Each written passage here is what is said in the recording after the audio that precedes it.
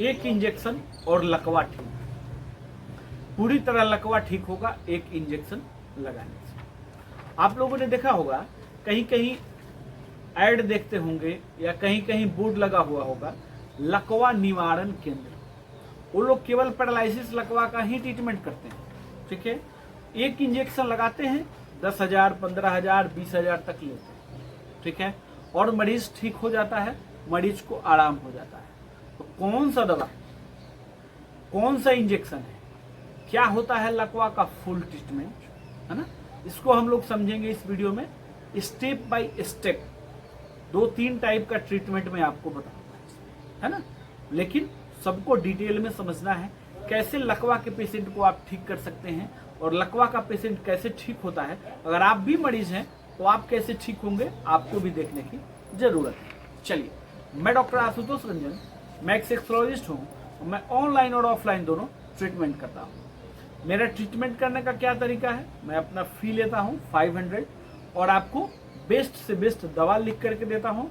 ऐसी दवा लिख करके देता हूँ जो दवा आपके आसपास के मेडिकल स्टोर में आसानी से मिल जाती है। चलिए फ्रेंड्स, बात करते हैं हम लोग पैरालिसिस लकवा। सबसे पहले कारण को समझते हैं। ज्यादातर जो लकवा के पेशेंट हैं, ज्यादा पैरालिसिस कैसे होता है, हाई बीपी होने की वजह से, ठीक है, ज्यादातर ब्रेन स्ट्रोक होने की वजह से। तो हम लोग जो है, जो ज्यादातर होता है उसी के बारे में अभी हम लोग बात करेंगे। मैंने आपको बताया ब्रेन स्ट्रोक, ठीक है, ब्रेन स्ट्रोक की वजह से जो है पैरालिसिस जो हो गया है। देखिए, आपके पास कोई भी इमरजेंसी पेशेंट आ रहा है, पैरालिसिस का पेशेंट, ठीक है, सबसे पहले जो है आपको उसका बीपी चेक करना है। अगर बीपी हाई है, ठीक है, तो बीपी लो करने वाली दवा देनी है। जैसे आप क्या दे सकते हैं इसके लिए, ज्यादा बीपी हाई है ना, तो फिर आप जो है इसमें इंजेक्शन का प्रयोग कर सकते हैं, लेसिक्स वगैरह का प्रयोग कर सकते हैं। ये इंजेक्शन देख लीजिएगा। वैसे ये चीज मैंने बताया हुआ है, और थोड़ा सा कोई नया वीडियो देख रहा है तो इसलिए टोटल डिटेल उसको जानना चाहिए, इसलिए मैंने ये बताया, ठीक है। उसके बाद आपको क्या करना चाहिए, बीपी कंट्रोल करने के बाद आपको जो है उस पेशेंट का heart rate, pulse rate, sugar भी जरूर चेक करना चाहिए, ठीक है, क्योंकि डायबिटीज के वजह से भी जो है पेशेंट को पैरालिसिस हो जाता है, ठीक है, ये भी समझने की जरूरत है। अगर डायबिटीज बढ़ा हुआ है ना, तो उसी टाइम जो है आपको इंसुलिन देने की जरूरत है ना। अगर पेशेंट ऐसा है कि कहीं डायबिटीज की दवा पहले से खा रहा है और उसी दवा नहीं खाया हुआ हो, ठीक, तो भी जो है आप मेडिसिन यूज कर सकते हैं। इंसुलिन आप देंगे तो उससे क्या होगा कि तुरंत कंट्रोल होगा, उस टाइम आप टैबलेट के चक्कर में ना पड़े। मेरी सलाह तो यही है ना।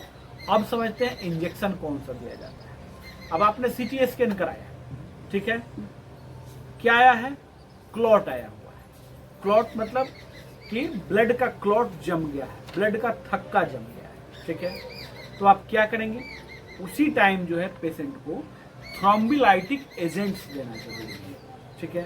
तो थ्रोम्बोलाइटिक्स एजेंट में बहुत बेहतर काम जो करता है इनॉक्सापेरिन, ठीक है, ये देख लीजिएगा इंजेक्शन। ये इंजेक्शन जो है, एक इंजेक्शन सुबह और एक इंजेक्शन शाम दिया जाता है। और कब दिया जाता है, कहाँ दिया जाता है, ये इंजेक्शन स्किन के अंदर दिया जाता है, इंट्रा स्किन, समझ रहे हैं आप, है ना।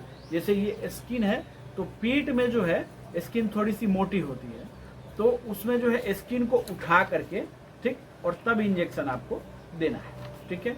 तो एक इंजेक्शन सुबह और एक इंजेक्शन शाम आपको देना है। देखिए, इस इंजेक्शन को ऐसे तो 6 इंजेक्शन दिया जाता है सुबह शाम करके, लेकिन जब तक क्लॉट नहीं घुल जाए तब तक देना चाहिए, ठीक है।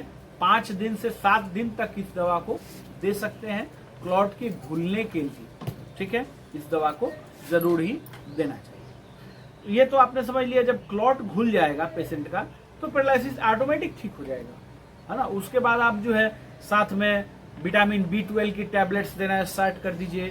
जैसे बायो D3 स्ट्रॉन्ग में ये नाम लिख देता हूँ, है ना, इसको देना स्टार्ट कर दीजिए।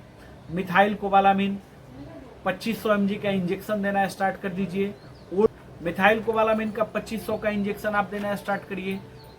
पहले OD दे सकते हैं, रोज दे सकते हैं, क्योंकि जरूरत है। तो विटामिन B12 का जांच वगैरह आप कराएंगे, उसके बाद आपको क्लियर हो जाएगा कि क्या इसमें है। ठीक है, तो उस हिसाब से आपको ये देना चाहिए। ठीक, प्रोफाइल का टेस्ट आपको कराना चाहिए। लिपिड प्रोफाइल के टेस्ट में आपको क्या मिलेगा, कोलेस्ट्रॉल इनका बढ़ा हुआ मिलेगा। तो फिर आपको साथ में क्या करना होगा कि कोलेस्ट्रॉल की दवा चलानी होगी। ठीक है, वैसे तो काफ़ी फेमस दवाइयाँ हैं कोलेस्ट्रॉल की, इकोस्पेरिन वगैरह जो है, इकोस्पेरिन गोल्ड आप चला सकते हैं, ज़्यादा बेहतर काम करेगी और जल्दी काम करेगी। ठीक, अब इसके साथ जो है आपको अगर पुराना लकवा है, पेशेंट को पुराना लकवा है तो आपको क्या करना चाहिए, पुराना लकवा है तो पेशेंट को बोटक्स का इंजेक्शन भी लगा सकते हैं। ठीक है, टेम्परेरली आराम होता है। बोटक्स के इंजेक्शन को हर एक 3 से 4 महीना में एक बार रिपीट करना पड़ेगा। लेकिन क्या है कि जो पेशेंट अब बिछावन पे ही है ना, उसका कुछ हो ही नहीं पा रहा है, तो बोटक्स तो थोड़ा सा नुकसान करता है। क्या नुकसान करता है, नुकसान यही है कि उसको जो आपको दोबारा लगवाना पड़ेगा 3 से 4 महीने में, है ना। लेकिन जो पेशेंट एकदम बिछावन पे पड़ा हुआ है, उसका कुछ हो ही नहीं रहा है, तो उसके लिए तो अमृत है, उसके लिए तो बोटक्स देना ही पड़ेगा, दूसरा विकल्प क्या है। तो बोटक्स का इंजेक्शन देखिए 5,000 से 20,000 के बीच में आता है 100, है ना। 100 यूनिट का जो है 5,000 से 20,000 के बीच में आता है। तो यही इंजेक्शन जो होता है, देखिए इमरजेंसी में अगर लकवा का कोई पेशेंट उनके पास पहुंचता है तो लोग इनोक्सापेरिन इंजेक्शन लगा देते हैं, और पुराना जो है लकवा का पेशेंट उनके पास पहुंचता है तो पुराने पेशेंट को लोग क्या करते हैं, पुराने पेशेंट को जो है वो लोग बोटॉक्स का इंजेक्शन लगाते हैं। तो उसी इंजेक्शन को ये लोग 5,000, 10,000, 5,000 का इंजेक्शन है, 10,000, 15,000, 20,000 ऐसे जो मरीज होता है उस हिसाब से उसको लेते हैं। बोटॉक्स का इंजेक्शन लगाना सुरक्षित है क्योंकि इंडिया में काफ़ी लोग प्रयोग करते हैं। अभी ये कहानी हो गई मरता क्या नहीं करता। अब जो बेड पर से उठ नहीं पा रहा है उसके लिए तो बहुत अच्छा चीज़ है। जहाँ भी लगाते हैं बहुत जल्दी जो है कि मसल्स जो है वर्क करने लगते हैं और हाथ पैर वर्क करने लगता है। मैंने अपना एक PDF बुक और वीडियो लेक्चर का कोर्स लॉन्च किया हुआ जिसका प्राइस है 501, ओनली 501 रुपया। उसमें हमने क्या दिया है, बीमारी और बीमारी का ट्रीटमेंट डिटेल में लिखा हुआ है। मैंने अपना रिसर्च फॉर्मूला लिखा हुआ है। दवा देंगे मरीज ठीक होगा ही होगा। काफ़ी लोगों ने मेरे बुक को लिया है और काफ़ी लोग मेरे साथ जुड़ के प्रैक्टिस कर रहे हैं।